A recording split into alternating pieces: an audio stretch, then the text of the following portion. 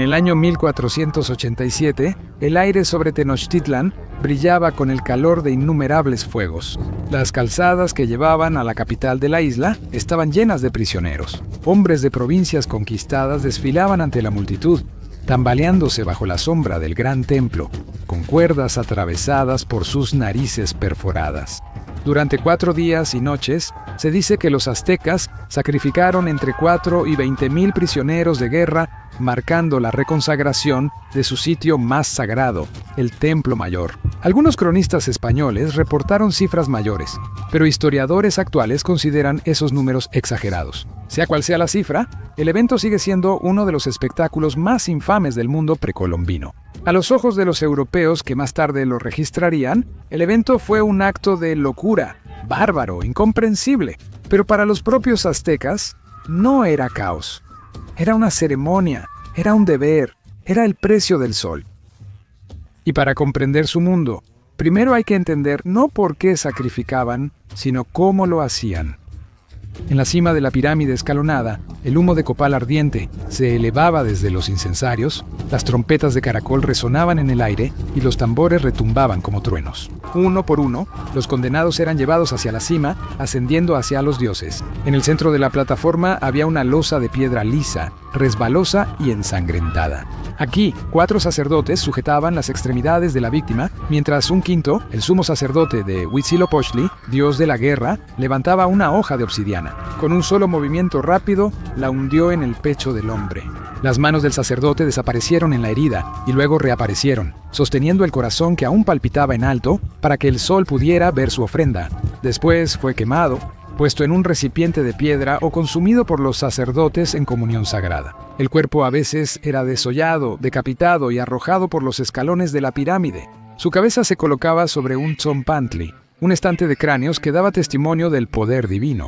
Algunos relatos españoles dicen que los restos se daban a los animales del emperador, aunque la evidencia arqueológica de esto es incierta. Cada detalle estaba calculado, cada movimiento tenía un propósito. Los aztecas creían que el derramamiento de sangre alimentaba el cosmos, evitando que el universo mismo colapsara en la oscuridad. No todos los sacrificios eran rápidos. Para Xipe Totec, el desollado, el ritual era un elaborado espectáculo de muerte y renovación. 40 días antes de la ceremonia, un hombre elegido vivía como el doble del dios, cubierto de oro y plumas rosadas de espátula, desfilando por las calles y siendo honrado como una deidad. Después, en el festival de Tlacaxipehualistli, lo ataron a una plataforma de piedra. Armado solo con un garrote emplumado inofensivo, debía enfrentarse a guerreros de élite con cuchillas de obsidiana. Lo vencieron en un duelo ritual que simbolizaba el crecimiento de los cultivos. Al caer, su piel fue retirada como cáscara simbólica y usada por sacerdotes 20 días, reflejando el desprendimiento del maíz para revelar nueva vida. Para honrar a Mixcoatl, dios de la caza, la víctima era atada a un marco y convertida en presa viviente. Los guerreros lanzaban flechas hasta atravesar el corazón, asegurando el éxito en la caza. Y en el rito más solemne de todos, la ceremonia del Fuego Nuevo, que se celebraba cada 52 años cuando el calendario azteca completaba su ciclo. Cada llama en el imperio era extinguida. El mundo aguardaba en la oscuridad, mientras sacerdotes en una colina sagrada abrían el pecho de un hombre y encendían fuego en su corazón. De esta llama, antorchas se esparcieron por el imperio, reavivando la creación. Cada corte, cada grito era una oración. Para los forasteros esto era bárbaro. Para los aztecas era equilibrio, el pago de una deuda cósmica. En su mitología, el mundo comenzó con el desmembramiento del monstruo primordial Zipactli, cuyo cuerpo se transformó en la tierra, el cielo y las montañas. Su espíritu exigía recompensa y los dioses le prometieron sangre. La humanidad misma nació de la transgresión. El dios del viento, Ecatl, una forma de Quetzalcóatl, robó los huesos de los antiguos seres del inframundo para crear a la humanidad. El sacrificio humano era así una expiación, un pago moral por la existencia misma.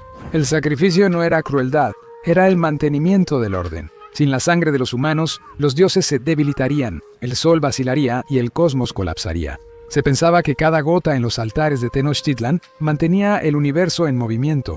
El corazón no era simplemente carne, era el combustible de la creación. En la creencia azteca, ser elegido como sacrificio era un privilegio, un camino directo a la comunión con los dioses. La mayoría de las víctimas eran cautivos de las guerras floridas, batallas ritualizadas que no se libraban para destruir al enemigo, sino para tomar prisioneros.